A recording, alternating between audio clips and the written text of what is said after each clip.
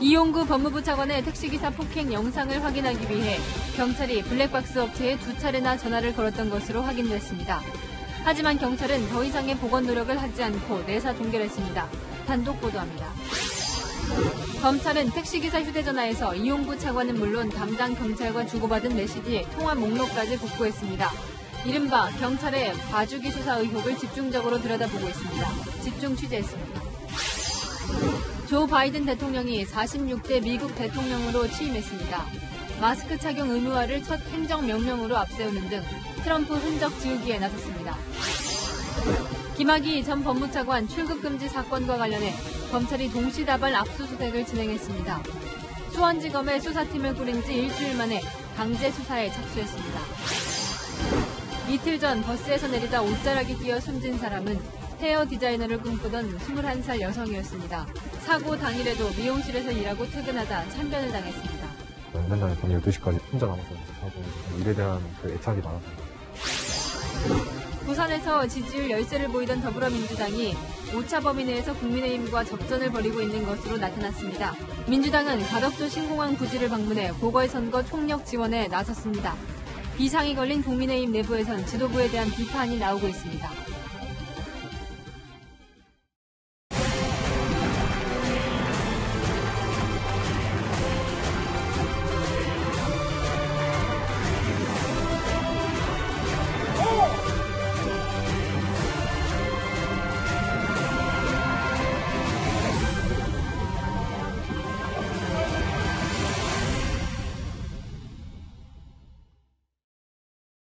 뉴스의 동정민입니다.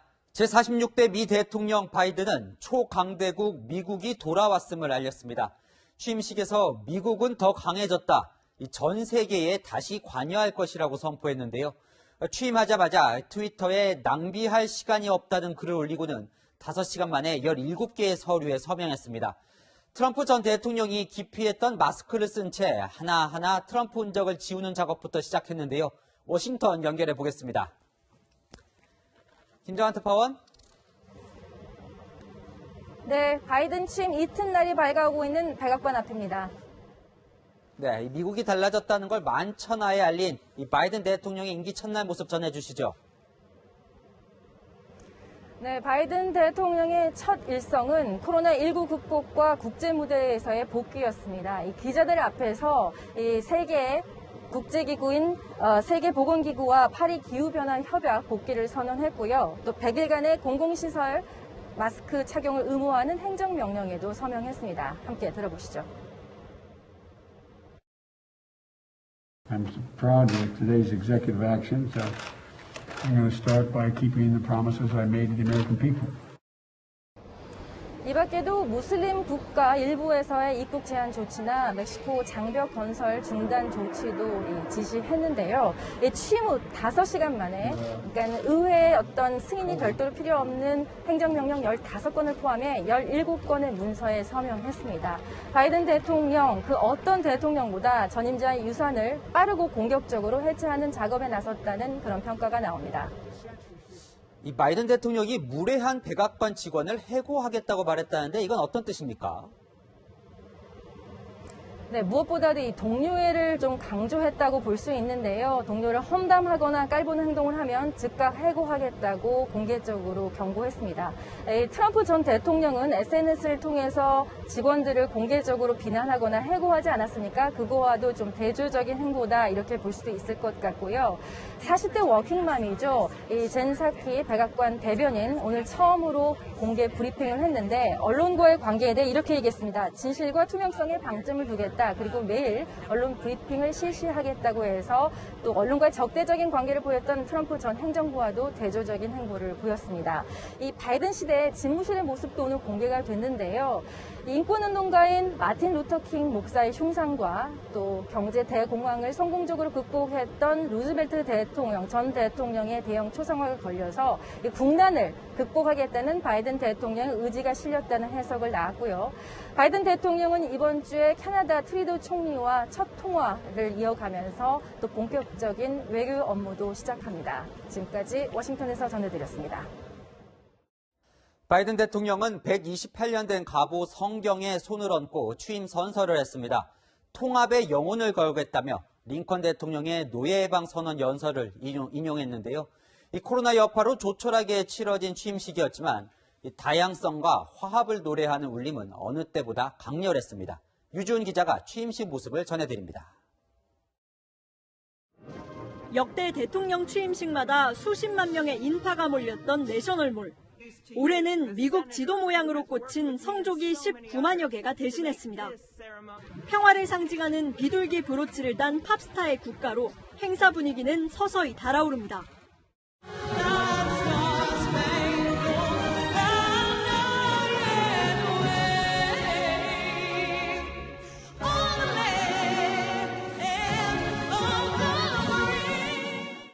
조 바이든 대통령은 취임 선서를 하면서 128년간 갑오처럼 내려온 성경에 왼손을 얹었습니다.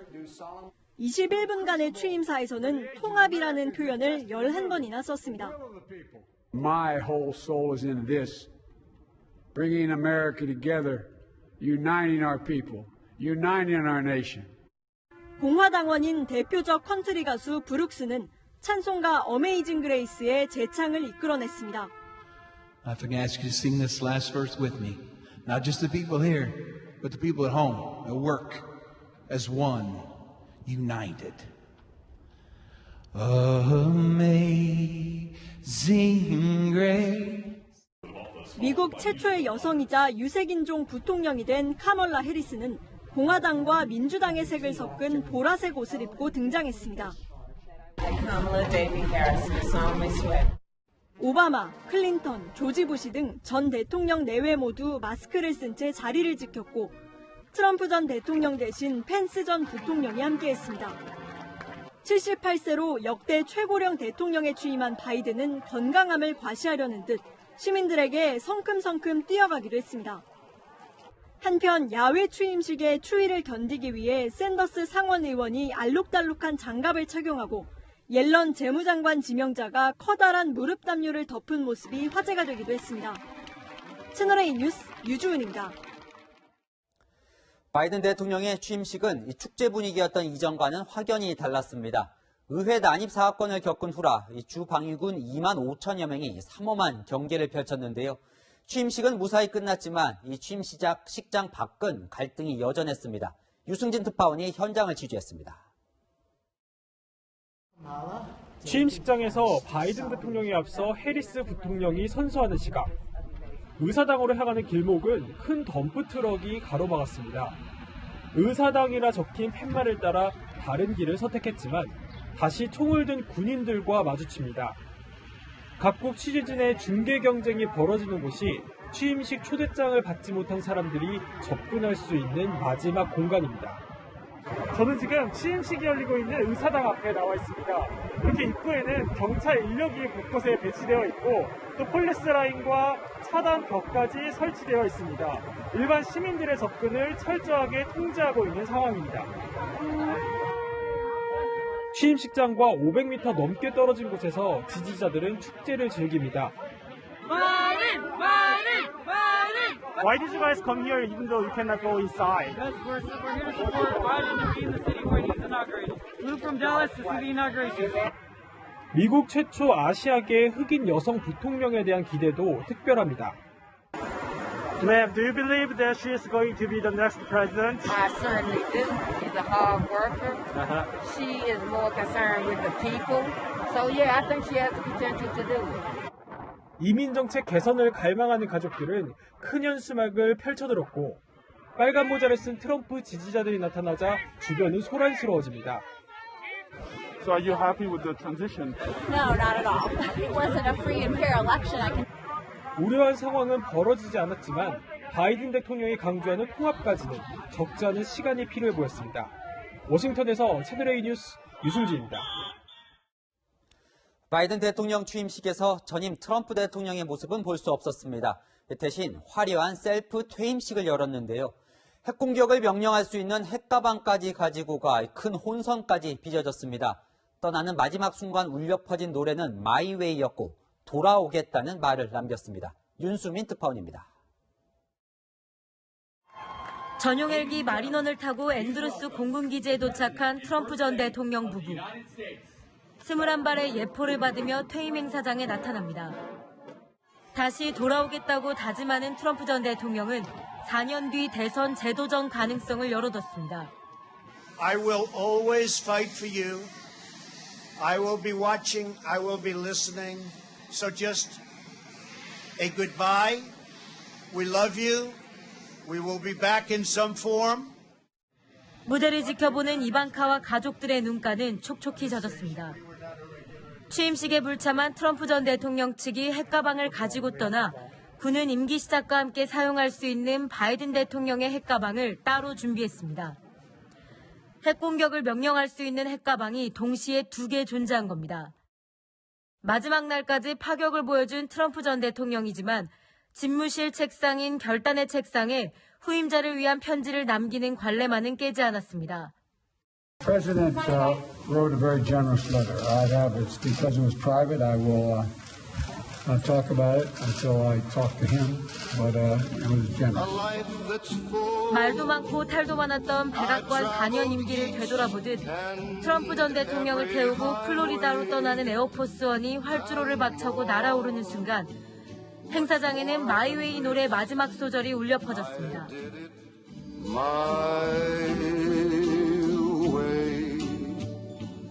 캘리포니아에서 채널A 뉴스 윤수민입니다. 이 바이든 대통령은 가족들마저 이 전직 트럼프 대통령 가족과 정반대의 행보를 예고하고 있습니다. 질 바이든은 백악관에서 직장으로 출퇴근하는 최초의 영부인이 되겠다고 했고, 이 딸 애슐리는 정치에 참여하지 않을 것으로 보입니다. 박수유 기자입니다.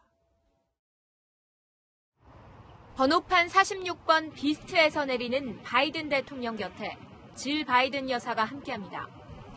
40년 넘게 동행하면서 세컨드 레이디 생활 8년을 정리하고 떠난 뒤 백악관 안주인으로 다시 돌아오는 날입니다. 대학 영장문 교수인 질 여사는 교편을 계속 잡기로 했습니다. 세컨드 레이디 시절에도 투잡을 이어가 화제가 됐습니다. 대통령을 내조하는 전통적 역할을 벗어나 백악관에서 출퇴근하는 최초의 퍼스트 레이디입니다. I try to celebrate teachers because I know how hard you work. And I think people don't understand. 대선 승리 선언 당시 춤을 추는 모습이 화제가 됐던 딸 애슐리. 한때 입법 로비 활동도 했지만 활발한 행보를 보였던 이방카처럼 행정부 업무를 맡을 생각은 없어 보입니다. Well, I will not have a job with the administration. I will, however, hopefully use this platform to advocate for social justice. 트럼프 전 대통령의 집요한 공격을 받은 둘째 아들 헌터는 세금 문제로 검찰 수사를 받고 있습니다. 자격 논란이 일기도 했던 트럼프 전 대통령의 딸 사위와 달리 바이든 대통령의 가족은 어떤 역할을 할지 주목됩니다. 채널A 뉴스 박수유입니다.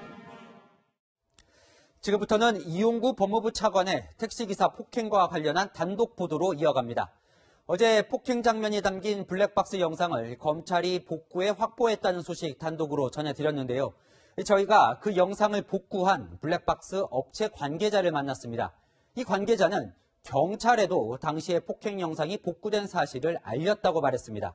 하지만 경찰은 이 업체에 2차례 전화는 했지만 동영상이 없다는 말을 들었다고 반박했는데요. 경찰의 봐주기 수사 의혹에 큰 갈림길이 될 것으로 보입니다. 먼저 구자준 기자입니다. 서울의 자동차 매매단지. 이용구 법무부 차관으로부터 폭행을 당한 택시기사는 사건 다음 날인 지난해 11월 7일 이곳을 찾았습니다. 파출소에서 블랙박스 영상을 확인하지 못하자 업체를 찾아 영상 복원을 문의한 겁니다. 블랙박스 업체 관계자는 택시기사에게 영상을 찾아 보여줬고 기사는 자신의 휴대전화로 영상을 촬영했습니다. 그리고 이틀 뒤인 9일 오후 업체 관계자는 서울 서초경찰서 수사관에 전화를 받았습니다. 이날은 택시기사가 오전에 경찰 조사를 받았던 날입니다. 여기서 열어서 택시기사가 동영상 촬영하고 집을 가져갔다. 그 사람이 택시기사하고 통화를 해보겠다고 끊었어. 업체 관계자는 영상을 재생하는 방법도 설명해줬다고 말합니다. 그리고 1시간 뒤 경찰에게서 다시 전화가 왔습니다. 택시기사가 이걸 오픈을 못했다고 그런다. 난 분명히 오픈해서 줬고 어디서 촬영해서 줬다. 하지만 경찰은 사흘 뒤 추가 수사 없이 사건을 마무리했습니다.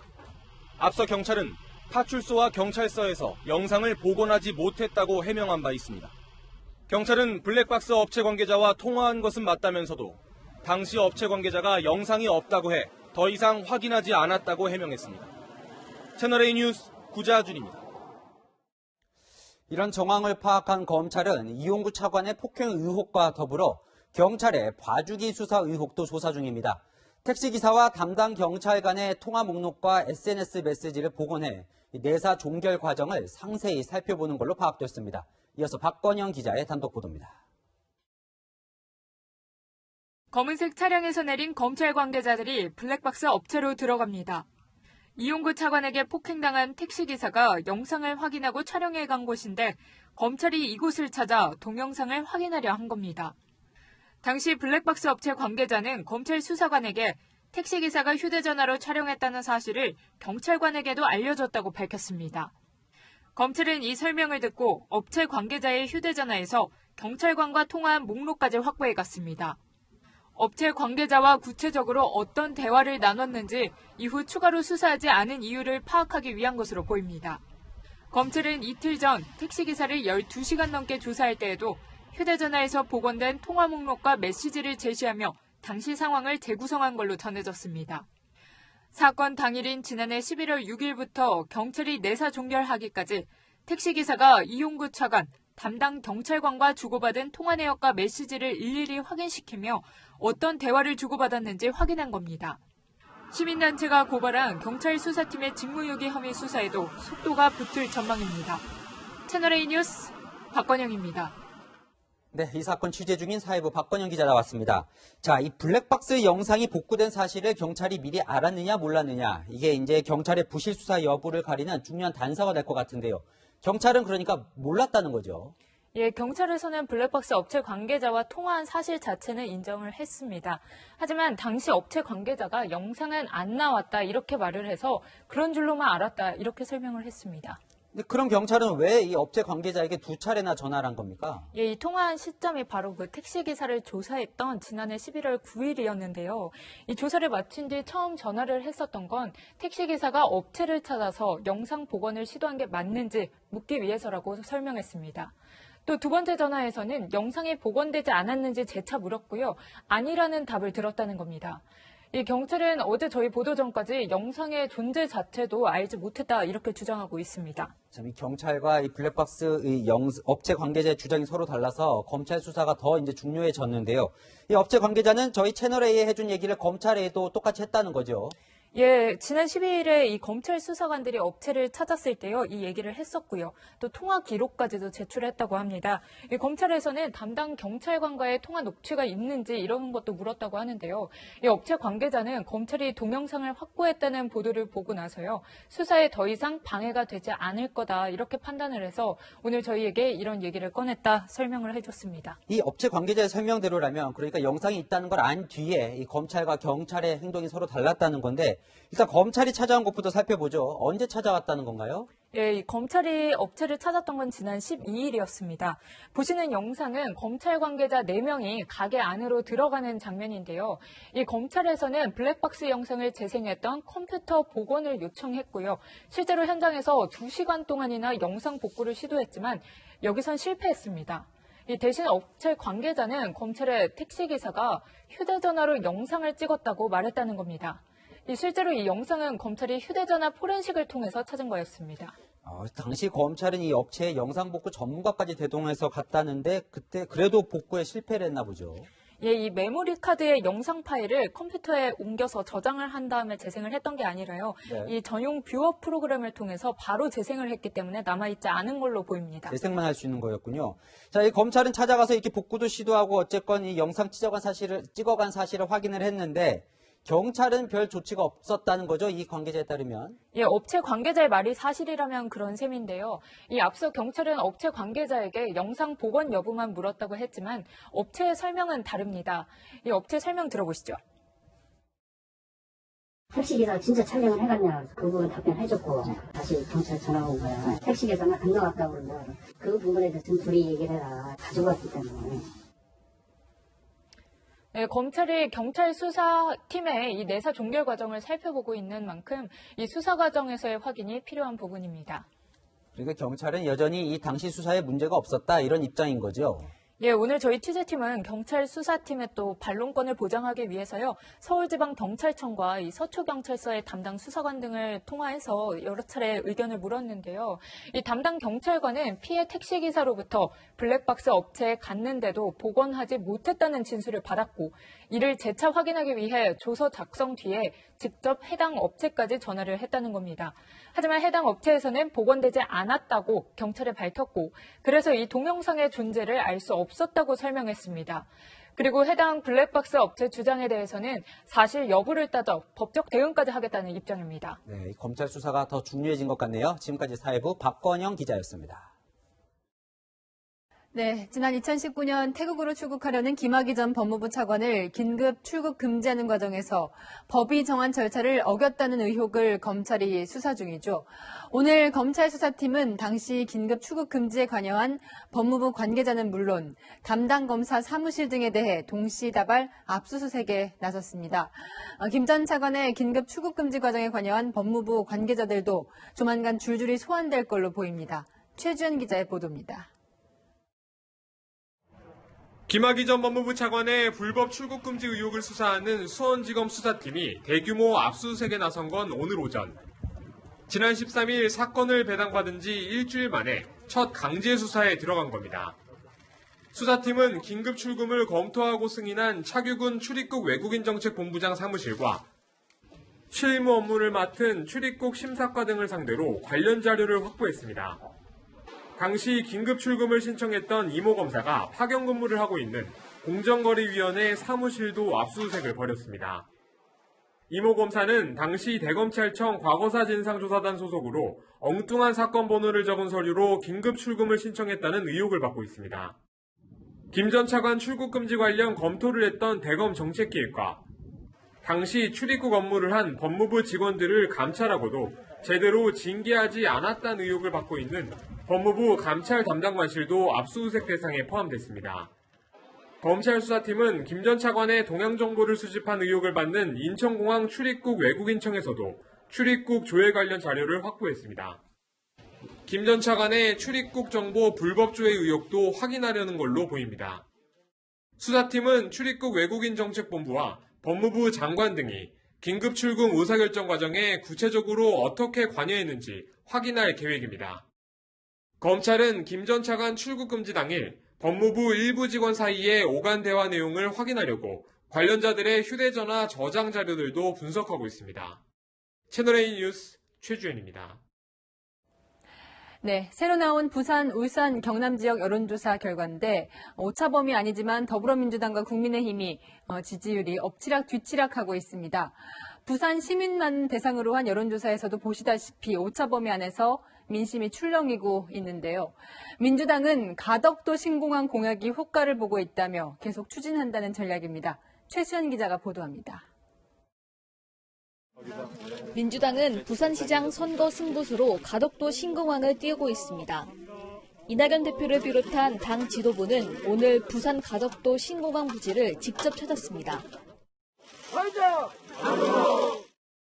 가덕 신공항은 부산의 미래, 부울경의 미래입니다. 가덕 신공항이 빨리 시작돼서 빨리 완공되도록 있는 힘을 다해서 돕겠습니다. 이 자리에는 김영춘 전 국회 사무총장을 포함해 박인영 전 부산시 의회 의장과 변성한 부산시장 권한대행 등 민주당 부산시장 후보들도 참석했습니다. 민주당은 올해 첫 전국 순회 정책 엑스포도 부산에서 열었습니다. 신항만과 신국제공항은 앞으로 이 지역의 동부와 물류 허브 구축을 위해 가장 핵심적인 역할을 할 것으로 기대하고 있으며 함 해봅시다. 여러분 한번 부산 해봅시다. 가덕도 신공항 조기 추진으로 부산 민심이 민주당 쪽으로 움직이고 있다는 판단입니다. 가덕도 신공항에 대해서 적극적인 지지를 하고 있거든요. 인천공항처럼 24시간 운영할 수 있는 큰 공항이 있어야 된다고 생각합니다. 민주당은 오는 2월 임시국회에서 가덕도 특별법을 처리하면서 고삐를 더 줄 예정입니다. 채널A 뉴스 최수연입니다. 국민의힘은 믿었던 부산 경남 지지율이 큰 폭으로 떨어지자 비상에 걸렸습니다. 의원들은 이럴 줄 알았다며 안이한 대처를 해온 지도부를 성토했고 김종인 비대위원장은 곧 부산에 가겠다며 진화를 하고 있습니다. 이어서 안보겸 기자입니다. 국민의힘 부산 의원들은 지도부를 비판했습니다. 장제원 의원은 SNS에 부산은 이긴 것으로 간주해 찬밥 신세라는 말까지 나온다며 중앙당이 부산 보궐선거에 무관심을 넘어 손을 놓고 있다고 지적했습니다. 당 지도부가 서울시장 선거에만 관심을 둘 뿐 부산시장 선거는 손 놓고 있다는 주장입니다. 부산 지역의 한 의원은 부산 선거가 만만하지 않다고 수차례 경고했지만 지도부가 무시한 결과라고 날을 세웠습니다. 부산 시민들은 국민의힘의 자만심과 안이함을 꼬집었습니다. 자기들은 경선만 통과되면 부산시장이 될 수 있다는 그런 스탠스를 취하고 있기 때문에 그런 부분이 좀 이미지를 안 좋게 보는 계기가 되지 않았나. 50년의 끌고 온 그 정당이 지금 부산을 가장 힘들게 했다고 생각합니다. 김종인 비대위원장은 진화에 나섰습니다. 여론조사상에 하루 이틀 사이에 몇 프로 변했다고 해서 거기에 일희일비 할 필요가 없다고. 염력설 전에 한번 다녀올 거야. 더불어민주당의 가덕도 신공항 지원에 대해서는 신공항 하나로 부산 경제가 확 살아나지 않는다고 주장했습니다. 채널A 뉴스 안보겸입니다. 버스에서 내리다가 출입문에 옷자락이 끼어 숨진 20대 여성 사건 어제 전해드렸습니다. 유족에게 들어보니 고인은 하루하루 성실히 살아가며 미래를 준비한 꿈 많은 여성이었습니다. 김은지 기자입니다. 촛불이 켜진 장례식장. 명정사진 속에 21살 김정은 씨의 생전 모습이 담겨 있습니다. 헤어 디자이너가 되고 싶어 2년 넘게 미용 기술을 배워왔던 꿈 많은 여성이었습니다. 남동생은 자신의 일에 자부심 많던 누나의 부재가 실감나지 않습니다. 맨날 밤 12시까지 늦게까지 하고 혼자 남아서 연습하고 이러면서 일에 대한 그 애착이 많았던 것 같아요. 월급을 모아 스스로 전세보증금도 마련한 생활력 강한 누나였습니다. 사고 당일 늦은 퇴근 뒤 친구를 만나러 가던 길이 마지막이 됐습니다. 이날은 버스로 출퇴근하는 딸을 위해 정은 씨의 부친이 깜짝 선물을 준비한 날이었습니다. 아빠가 원래 깜짝 선물로 이렇게 큐폰들을 또 선물로 몰래 사둔 거예요. 하필이면 딱 그날에 이렇게 돼가지고. 어쩌면 사고를 막을 수도 있었다는 죄책감도 가족들의 마음을 무겁게 합니다. 차를 사줬더라면 내가 그냥 킥보드 가져다 미리 줬으면 그날에 대한 모든 걸 약간 다 후회하고 있더라고요. 슬픔에 빠진 유족들은 사고기사에 달린 악성 댓글에도 고통받고 있습니다.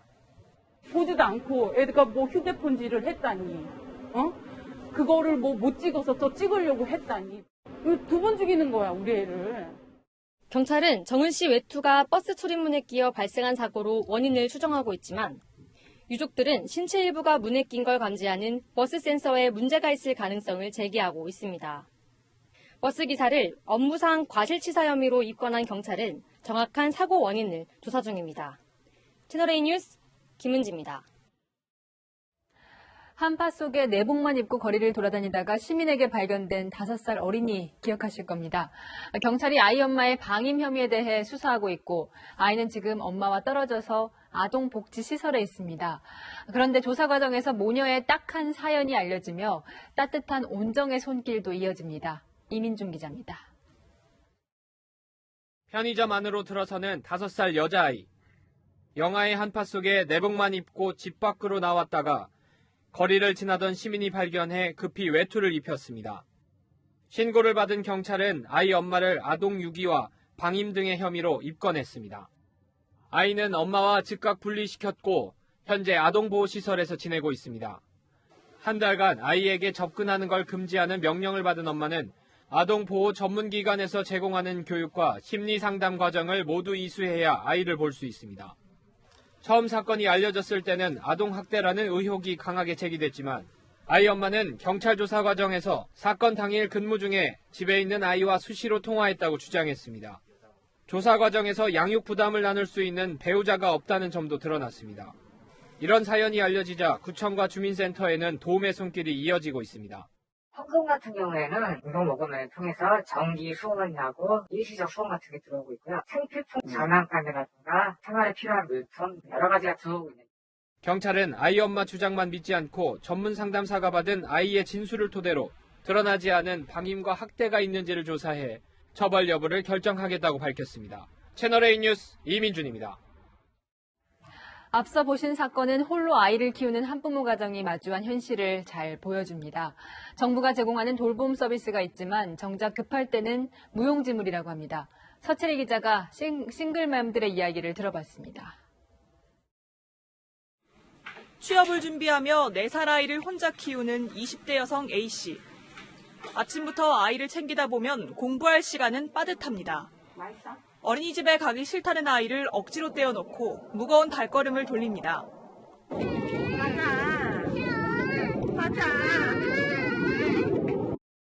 정부가 운영하는 아이 돌봄 서비스에서 한부모 가정은 우선 배정 대상자입니다. 하지만 A씨는 지난달 10일 서비스를 신청해 한 달이 지난 오늘에서야 돌보미를 구했습니다. 기다리라 하는 거예요.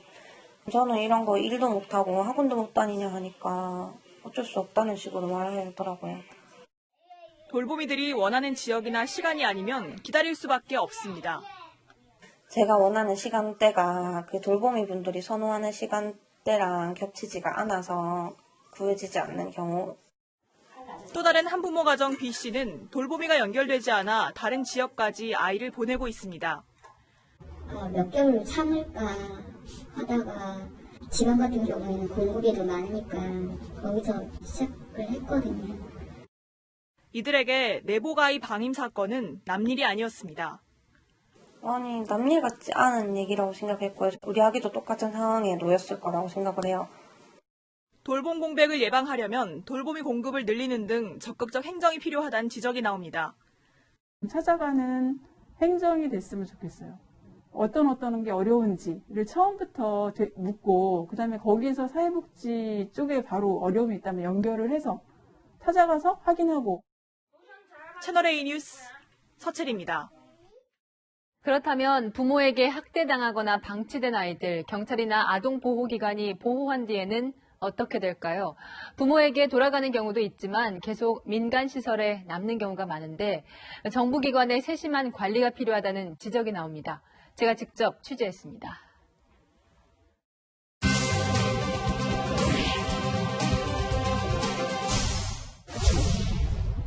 이 보육원에 있는 아이 64명 중 10명이 학대 피해 아동입니다.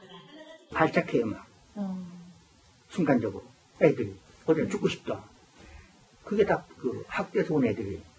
중학교 때까지 소변 실수를 계속 하는 거예요. 이제 심리검사를 막 했더니 애착이랑 뭐 불안이랑 우울이나 이런 게 너무 심하다 보니까 아이들이 어떤 부분을 가장 힘들어 부모님에 대해서 같이 살고 싶고 좋아하는 마음이 있는데 그런 게 잘 안 되는 상황에서 많이 어려워하는 것 같아요. 가장 조금 기대고 좀 보살핌을 받아야 되는 사람한테서 거부당하고 이런 경험이 있다 보니까 부모에게 상처받은 아이들이지만 부모에 대한 그리움이 아픔을 더하는 겁니다.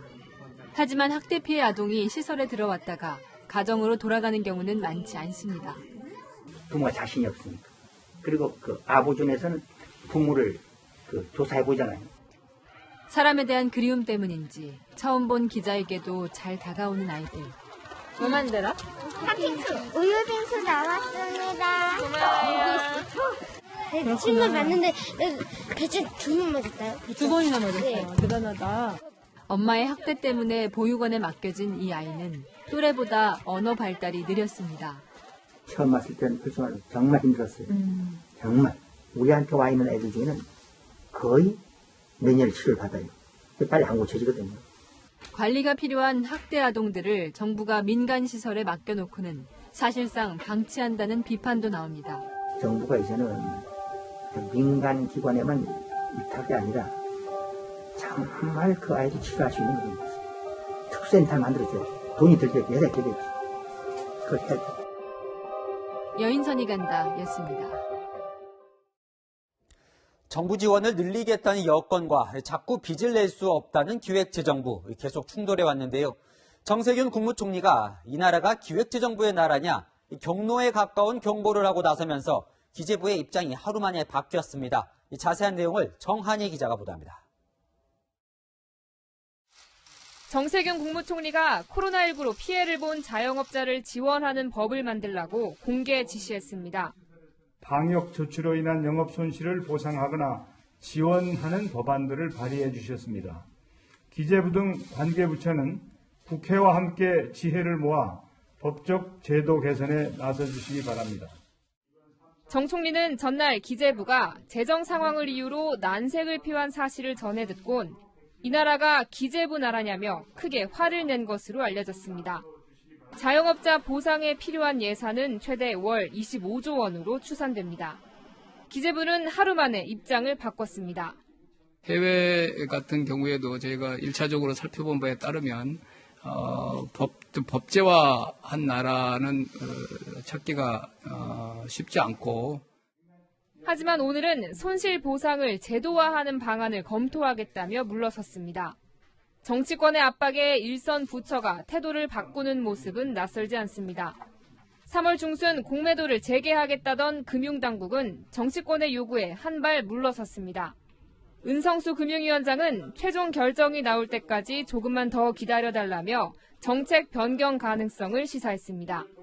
중소기업과 소상공인의 은행 대출 이자를 깎거나 유예해야 한다는 민주당 요구도 힘을 얻고 있습니다.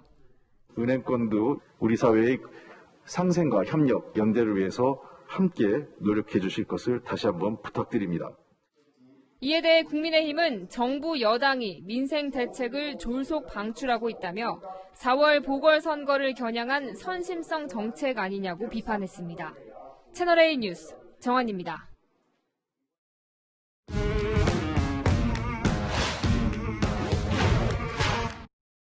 열왕열왕 정치부 이동은 기자와 함께합니다. 첫 번째 주제 보여주시죠. 네. 찬양 1세, 누구를 찬양하는 겁니까? 문재인 대통령입니다. 여권에서 한 거라면 새삼스러울 일은 아닐 것 같기도 한데요. 칭찬 수준을 넘어서나 보죠? 발언 내용만 놓고 보면 그렇습니다. 정청래 더불어민주당 의원은 오늘 SNS에 글을 올렸는데요. 대통령 지지율 반등 소식을 전하면서 대한민국은 문재인 보유국, 코로나 전쟁 중 최고 사령관은 문 대통령이라고 썼습니다. 어제 문 대통령의 장관 인사가 친문들로 채워졌다는 지적에 대해서 김종민 민주당 최고위원은 어느 쪽으로도 치우치지 않았다고 치켜세웠습니다.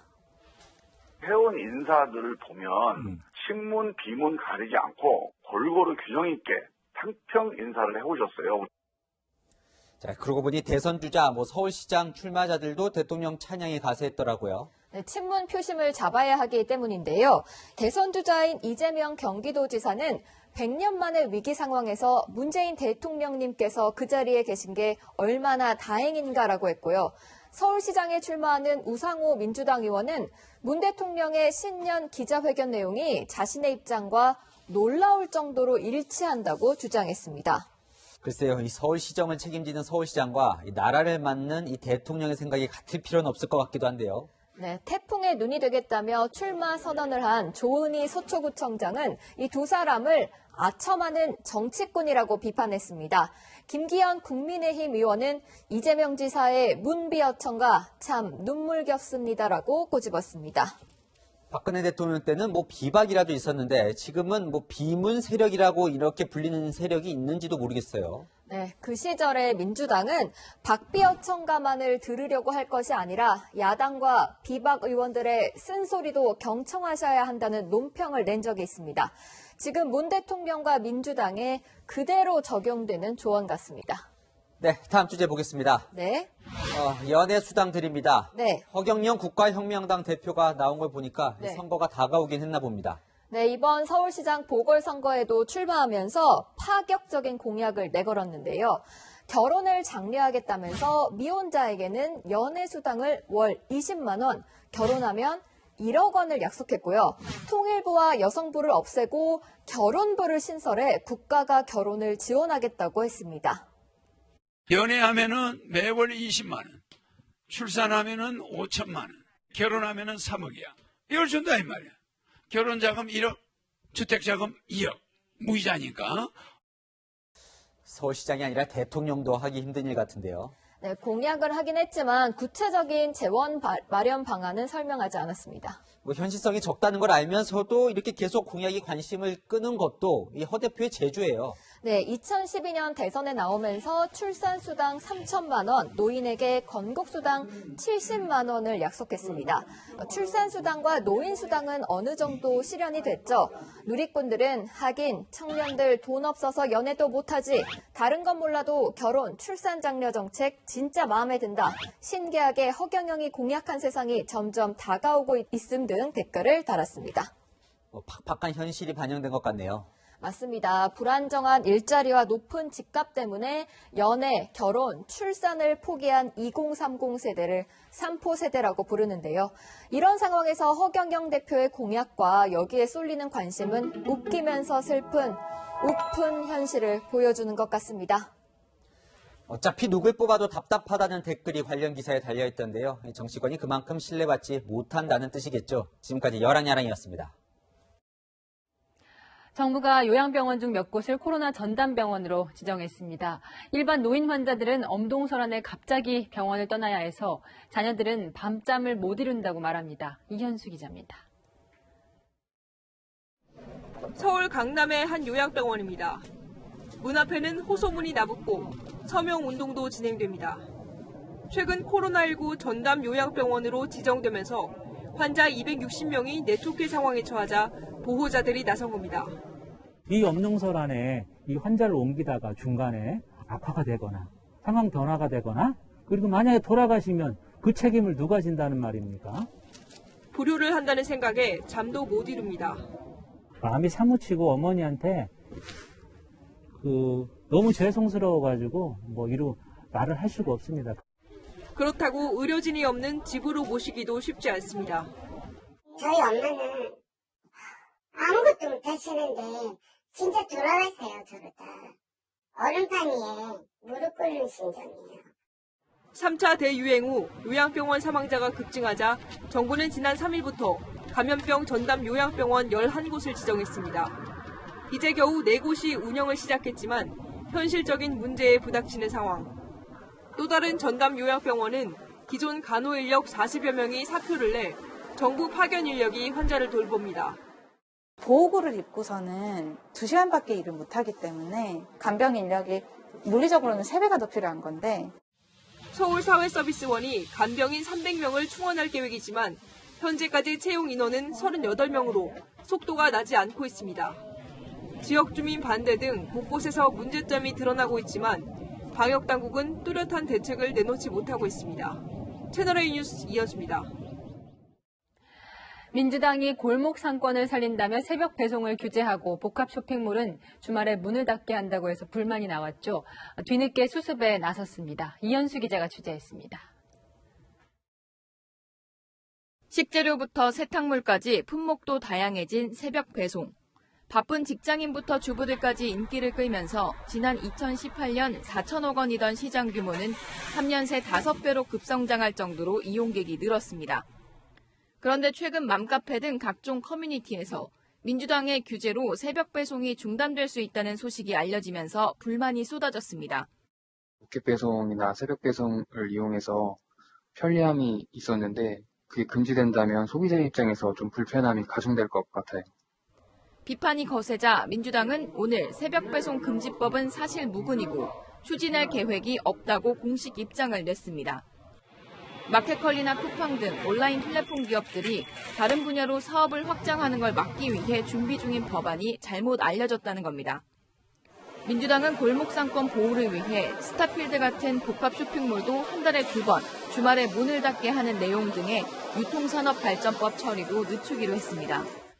당 핵심 관계자는 논란이 큰 만큼 천천히 심의하기로 했다면서 2월 국회에서 처리하기 쉽지 않을 것 같다고 전했습니다.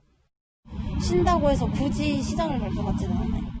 그만큼 이제 수입이 좀 줄어들잖아요. 그런 부분에 있어서는 또 생계 쪽으로도 불편하지는 않을까 싶습니다.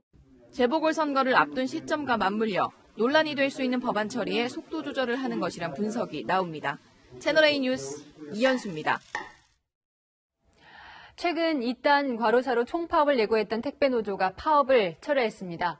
정부와 택배회사가 내놓은 과로사 대책에 합의한 결과입니다. 중재한 내용을 박정서 기자가 보도합니다. 설 명절을 앞둔 오는 27일 총파업을 예고했던 택배노조가 오늘 정부 중재안을 수용하고 파업 방침을 철회했습니다.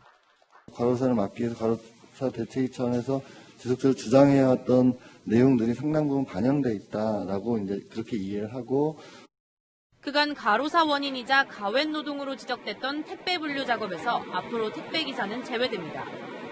자동화 설비 구축을 위해 정부가 4월부터 연 5천억 원 규모 저리 정책 자금으로 지원할 계획인데, 자동화 전까지 분류 인력 비용은 택배 회사가 전적으로 부담하기로 했습니다. 작업 시간은 주 최대 60시간, 하루 12시간으로 제한되고 밤 9시 이후 심야 배송도 안 됩니다.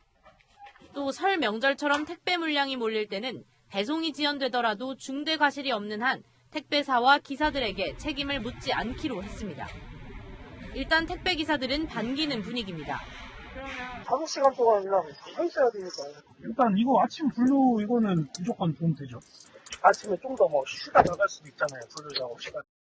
하지만 대부분 택배 기사가 개인 사업자인 만큼 근무 시간 제한에 따른 수익 감소와 비용 증가에 따른 택배비 인상 여부는 앞으로 풀어야 할 숙제입니다.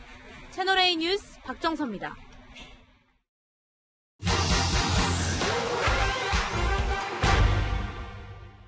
팩트맨 시청자 제보로 시작합니다. SNS에 이재용 삼성전자 부회장의 옥중 회견문이라는 글이 도는데 사실이냐고 문의 주셨는데요. 확인해봤습니다. 해당 글 A4 용지 2장 분량입니다. 제목은 옥중 특별 회견문이고 이재용입니다. 삼성을 사랑하는 국민께 죄송하다는 내용으로 시작하죠. 한국선 경영하기 힘들다며 그룹 본사를 제3국으로 옮기겠다며 에버랜드를 어린이들을 위해 무료 개방하겠다는 내용으로 끝납니다. 이 글 온라인에 언제 올라왔나 찾아보니 어제 오후 4시를 기점으로 확산된 걸로 보이는데 당시 게시글 삭제됐습니다. 이후 다른 곳에서 이 글을 공유한 누리꾼에게 출처를 물어보니 SNS 단체 대화방에서 받았다고 답변했는데요. 삼성 측은 옥중 편지라는 글 가짜라고 밝혔습니다. 이재용 부회장이 진짜 메시지는 오늘 나왔습니다. 이 부회장 변호인을 통해 준법 감시위원회 활동을 계속 지원하겠다며 위원장과 위원들이 본연의 역할을 다해줄 걸 간곡하게 부탁한다고 밝혔습니다. 또 새해가 시작되자 온라인 공간에는 애플의 창업자 스티브 잡스의 마지막 유언이라는 글도 돌고 있는데요. 이런 내용입니다. 내 인생을 통해 얻은 분을 나는 가져갈 수 없다. 스티브 잡스의 마지막 유언이라는 이 글도 역시 사실이 아닌데요. 해외에선 이미 출처가 불분명한 글이라는 보도까지 나왔지만 매년 문구가 조금씩 바뀌며 유포된 겁니다. 이 밖에도 궁금한 점은 팩트맨 많은 문의 바랍니다. 어제 뉴스A 현장 카메라에서 방송한 전남 구례 양정마을 수재민 보도와 관련해 행정안전부가 임시주택 사용기간을 1년 단위 무기한 연장으로 검토할 수 있다고 밝혔습니다. 또 고장난 공용 가전제품은 즉시 수리하고 완파된 주택에 대한 재난지원금 지급 시점도 여러 방안을 모색하겠다고 설명했습니다.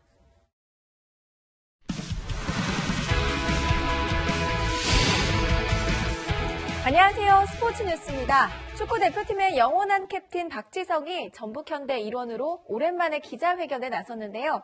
맨체스터 유나이티드와 전북이 맞붙는다면 당연히 전북 편을 들겠다고 했습니다. 이현용 기자가 보도합니다. 축구 대표팀과 맨체스터 유나이티드에서 언제나 붉은색이 어울렸던 박지성. 올해부턴 다릅니다. 당연히 전북 현대를 응원해야죠. 개인적으로는 그런 일이 벌어진다면 너무나 좋을 것 같고. 올 시즌 K리그 무대에선 울산 감독 홍명보, 강원의 대표이사 이영표 등 왕년의 스타들이 다양한 위치에서 경쟁을 벌입니다. 영표 형이나 저나 또 K리그를 돌아온 청룡이나 성룡이나 이런 부분들이 다시 한번 K리그에 또 흥행의 불씨가 있으면 좋겠다는 생각을 갖고 있습니다. 박지성이 당장 변화의 대상으로 꼽는 건 프로축구의 미래인 유소년 축구입니다. 격차가 제가 생각했던 것 이상이 안 되기를 솔직히 바라는 심정이고요. 하지만 중요한 건 우리도 역시도 변화가 필요하다는 거고 그 변화를 위해서는 아무래도 예산이 많이 필요하겠죠. 박지성은 내일 선수단 상견례를 시작으로 새로운 도전에 나섭니다. 채널A 뉴스 이현용입니다. 롯데 손아섭이 이번 겨울 체력 훈련에 몰두하며 악바리 야구를 준비하고 있는데요. 롯데 우승을 목표로 뛰겠다며 의지를 다졌습니다. 사공상근 기자입니다. 손아섭은 개인 훈련과 일정으로 바쁘게 보내고 있습니다. 지난달에는 모처럼 예능 프로그램에 나가기도 했습니다. 저에게는 좀 좋은 추억이 된 것 같고 하여튼 너무 재밌는 시간이었습니다. 시즌 끝나고는 낚시를 좀 해볼까 하고 있습니다. 최근에는 체력 훈련에 집중하며 손아섭표 악바리 야구를 준비하고 있습니다. 끈질긴 야구를 일단 꼭 하고 싶고요. 상대팀에게는 저 선수 정말 질린다라는 말이 들을 수 있는. 지난 시즌 타격왕 경쟁에서 아쉽게 2위를 차지했지만 타이틀에 대한 아쉬움은 없습니다. 손아섭은 특출함보다 꾸준함에 집중해 전 경기를 출장하는 게 목표입니다. 또 나승엽, 김진욱 등 특급 신인들이 들어온 만큼 자신의 선배 역할도 중요하다고 말합니다. 또 홍성은 선배님과도 룸메이트를 하면서 그런 좀 중요한 힌트들을 많이 얻었었고요. 그리고 또 조성환 선배님을 통해서 리더십이 어떤 건지도 많이 보고 배웠고요. 그런 선배님들의 노하우를 또 제가 잘 후배들한테 연결해 줄 수 있는 그런 역할을. 올 시즌이 끝나면 34세 나이로 두 번째 FA가 되는 손아섭. 큰 돈과 결혼보다 더 중요한 것이 남았습니다. 결혼이야 나중에 은퇴하고도 할 수 있는 거고 하기 때문에 당연히 자이언츠 우승이 첫 번째고 제가 큰 도움이 된다면 FA 대박은 자연스럽게 따라온다고 생각합니다. 채널A 뉴스 사공상근입니다. 신안군에서 오늘 발표한 이색적인 풍경입니다. 얼마 전 내린 폭설과 한파로 전남 신안의 갯벌에는 좀처럼 보기 어려운 비경이 펼쳐졌는데요. 신안군에서는 최근 누적 적설량이 32cm를 넘었는데 이 눈과 갯벌의 작은 수로들이 어우러져서 한 폭의 수묵화를 만들어낸 겁니다. 지금은 전국 많은 지역에 비가 오고 있는데요. 내일 오전까지 전국에 1에서 20mm가 더 내리겠고 강원 산지로는 1에서 5cm의 눈이 쌓이겠습니다. 내일 비가 그친 뒤에도 하늘은 계속 흐리겠습니다. 기온은 평년 수준 웃돌면서 온화하겠고요. 수도권 지역에서는 대기 정체로 미세먼지 농도가 나쁨 수치까지 오르겠습니다. 주말에도 전국 많은 지역에 비가 올 텐데요. 주로 남해안과 제주 산지에 많은 비가 집중될 가능성이 높아 보입니다. 당분간은 심한 추위는 없겠습니다. 날씨였습니다.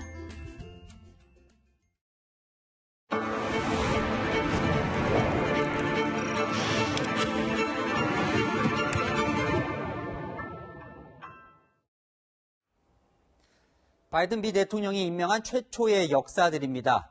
한편에 서지 않고 어느 국민도 놓치지 않겠다는 통합의 의지인데요.